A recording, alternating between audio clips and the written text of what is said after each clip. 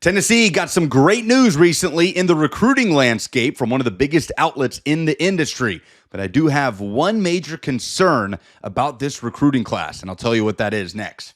Hey, Lucas Panzica here from 104.5 The Zone and A to Z Sports. So the news that Tennessee got from 247 Sports, Faison Brandon, the five-star quarterback committed to Tennessee in the class of 2026, is now the number one overall player in the country, according to 247 Sports. And on top of that, Gabriel Osenda, the big offensive tackle out of Baylor in Chattanooga, the Tennessee commit is now officially a five-star per 247 Sports. Now, at the time of this recording, the team rankings have not totally updated with those player rankings quite yet. So that will all get recalibrated, and I'm sure Tennessee will rise up from where currently they are ranked 28th in the country in the team rankings for the class of 2026. I can tell you that On3 Sports currently has Tennessee as the 12th best recruiting class for 2026. All positive developments. Faison Brandon's stock continues going up, and Tennessee quickly will upgrade their talent profile at quarterback next year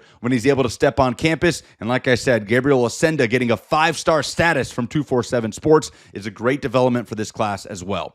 But here's my concern for Tennessee's recruiting class. And to be honest, it's nothing that Tennessee can do differently right now. This isn't even a criticism on Tennessee or on any of these players in the class. It is a criticism of the current state of college football.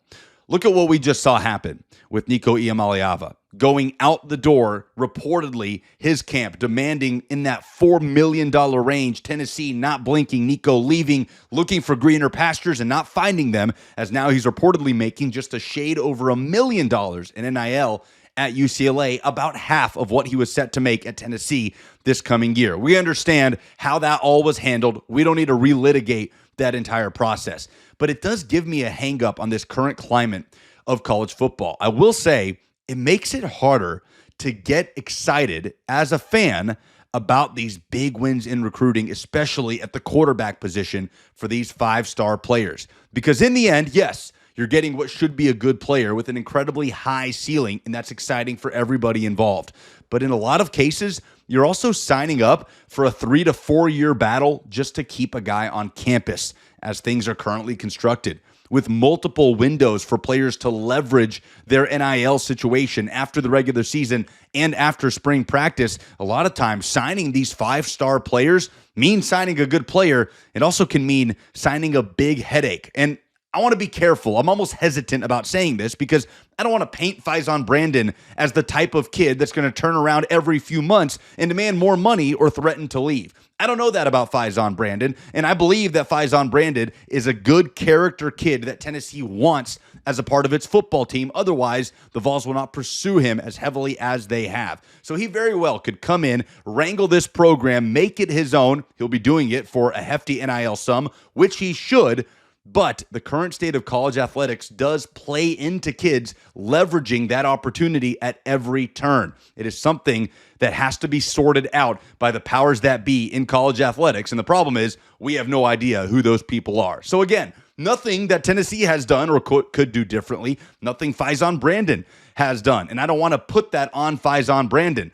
But certainly it's something that I keep in the back of my mind while Tennessee is a five-star quarterback waiting in the wings. You want to avoid a similar situation to the Nico Iamaleava situation. Tennessee has been ahead of the curve in NIL. Tennessee pays players what they are worth, and I think they've developed that reputation certainly. But the current landscape allows for players to take advantage and overstep their bounds the way the Iamaleava camp most certainly did. And in the end, Tennessee did nothing wrong, but they are the ones that end up getting hurt out of it. Both parties do, quite honestly. So it's something that obviously needs to be fixed in the future of college football. I just don't know that it will be fixed in the very near future when this recruiting class arrives on campus. But either way, it was good news for Tennessee here in the last couple of weeks. Faison Brandon, the number one player in the country, Gabriel Osenda, now a five-star, and Josh Heupel's recruiting continues to move up the ranks for Tennessee football.